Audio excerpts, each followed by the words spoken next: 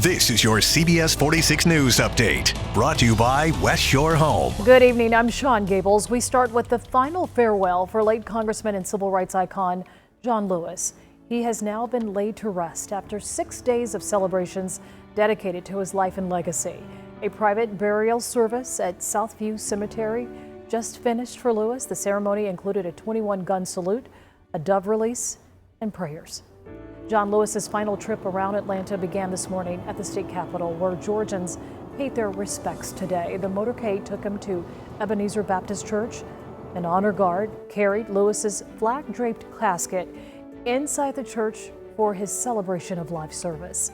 Inside, friends, family, and colleagues gathered to honor the civil rights legend in a service that began around 11 a.m. and ended close to 2:30 in the afternoon. 3 former presidents eulogized Lewis, including our nation's 44th president, Barack Obama. And so he knew that it depends on whether we summon just a measure of John's moral courage to question what's right and what's wrong and call things as they are. He said that as long as he had a breath in his body, he would do everything he could to preserve this democracy. And as long as we have breath in our bodies, we have to continue his cause. If you missed any part of today's services for Lewis, you can watch them again on the powerful CBS 46 streaming app. Download it for free to see and hear the speakers from today's homegoing services.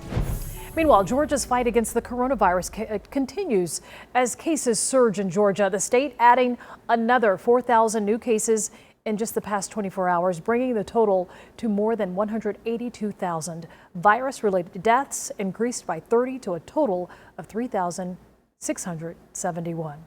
And we do have some sad news to report tonight. Former presidential candidate Herman Cain is dead after battling COVID-19.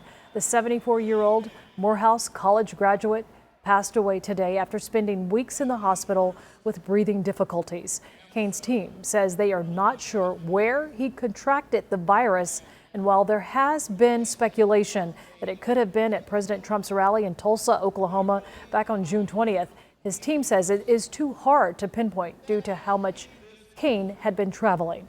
Cain is survived by his wife, their 2 children, and grandchildren. This has been your personal news update from CBS 46 News, brought to you by West Shore Home, Atlanta's one-day bath remodeler.